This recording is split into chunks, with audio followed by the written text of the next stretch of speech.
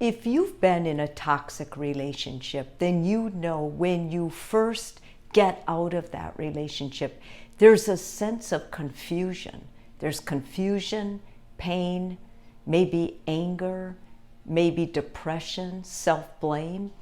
And this is because the relationship was toxic. It was feeding you. And most of the time, what I see as the result or the fallout is when clients were in narcissistic relationships. Because when you're in one of these narcissistic or toxic relationships, you don't always know it. People always say, well, why didn't you get out when the first time they did that, or the first time they treated you this way?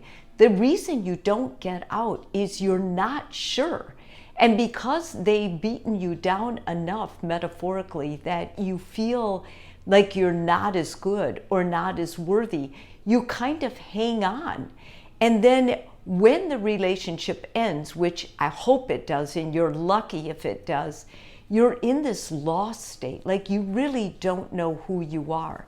I wanted to make this video for those people because I think just being validated with what you feel can be the first tool to actually taking the steps necessary to get healing. So your anxiety will for sure go up. You will feel anxious. You will feel like you don't know what's going on. You'll be confused. You question yourself. Is this really real, or is this me? Am I reacting to something else? You'll be on edge all the time. Next, you're going to be depressed. Was I right? Should I have left that relationship? Maybe this is the best I'll ever get. Maybe they were right. I'm a loser, or whatever else they told you. You will feel depression, and most of that is coming from negative thoughts, and it's going to be criticizing you. Sometimes, if you were in this relationship for a long time, those critical thoughts will be blaming you for not getting out sooner. Post-traumatic stress for you and your child, if you had a child in this relationship, believe me, they're going to have what you have. They're going to have times of being very vigilant.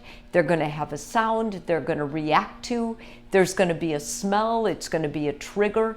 Whatever was going on in that relationship, you will witness that. You will have rounds of that. Just like someone who went to war and they have PTSD after, they overreact, they fall apart, they hear something and they go crazy, or they're triggered magnificently. Well, that's going to happen after narcissistic relationships or any kind of real bad toxic relationship. You will see this in yourself, in your children.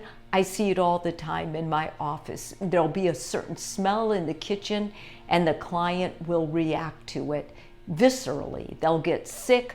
They'll remember something from the relationship that makes them want to throw up.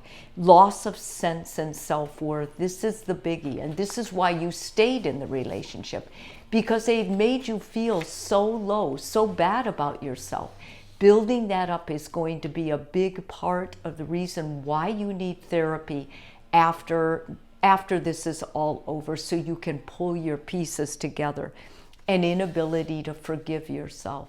There's going to be times when you just are so critical of yourself.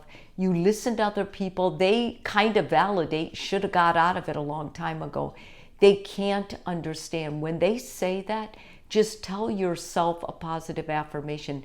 They can't understand. I'm not going to even try to make them understand. I'm going to see a therapist. The more that becomes your mantra, the better off you're going to be. Physical symptoms, you may have GI problems, you may have headaches, you may have migraines, you may have increased stress, panic attacks, you may have a headache that doesn't go away.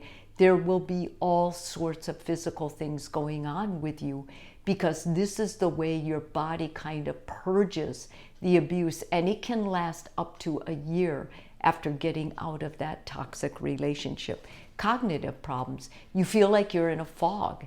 You're confused. You can't get your thoughts right. You can't get organized. You used to be a person who had your stuff together. You're falling apart now. Your house is a mess. You don't know where anything is. Your memory is shot. These are all parts of the healing process that's going to happen immediately after a toxic relationship is finished. Emotional liability. You may be up 1 minute, the next minute you'll just be down. You'll want to go back. Do not go back. This relationship was bad for you. It was bad for every part of your body, mind, and soul. The main thing you can do is remind yourself about the bad times so that you aren't tempted to go back and get in the same situation again. You may feel stuck in a rut. I don't have the relationship. I wasted years in this relationship. Everybody knew this person. Now I've got to start all over.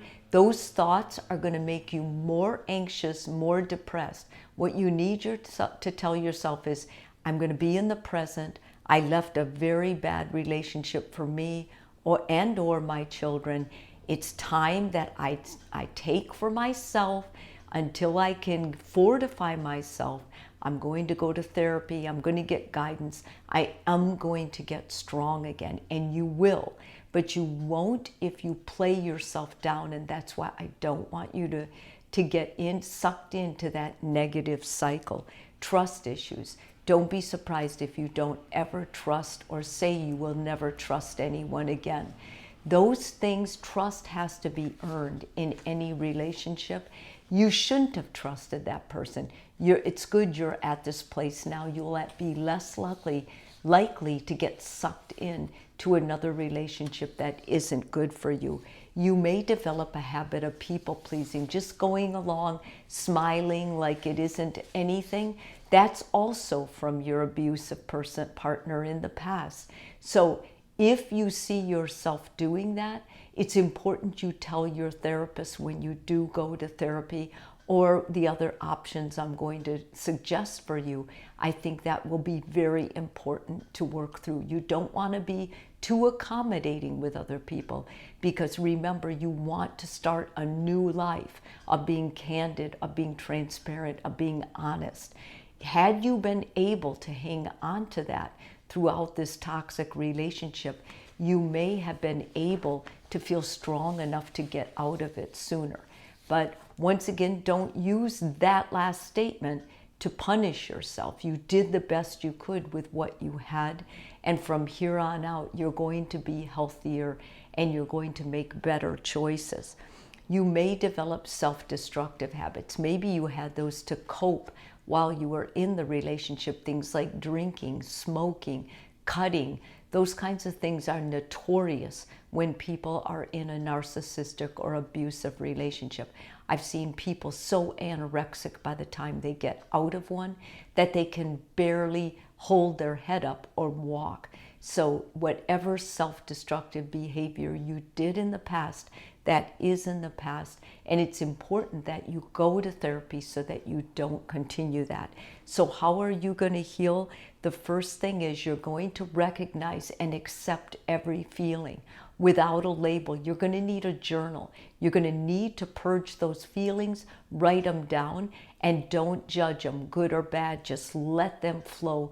Don't stop that flow right now. Educate yourself. Read everything you can about narcissistic or toxic people. The more you understand how you were manipulated, the better able you'll be able to get out of that line of thought, of that way of thinking, of perceiving and feeling. Third, I want you to join a support group. There's all kinds of support groups online. Join one for Al-Anon if you can't find anything else.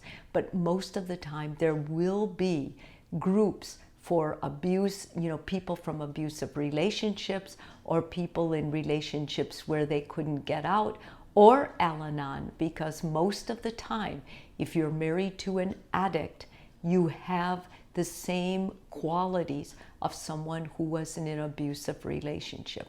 Basically, you went along with it, you were embarrassed about it, but you weren't able to move out of it for fear of your life at the end of the day. And that's what makes this so significant and important. Fourthly, get a therapist or counselor. Now, this can be even a preacher, a reverend from your church. Many times they have mental health counselors. Whoever it is that you can afford and you can get a hold of. BetterHelp is one online service that I know they have a sliding scale, and they usually can help you. It doesn't have to be in person, but it does have to be someone who is consistent and licensed for you to be with a solid person who's going to be able to help guide you out of this and strengthen you from the inside out, so you can make those tough choices going forward that you're going to need to make. And lastly, I want you to practice self-care. Do nice things for yourself every day.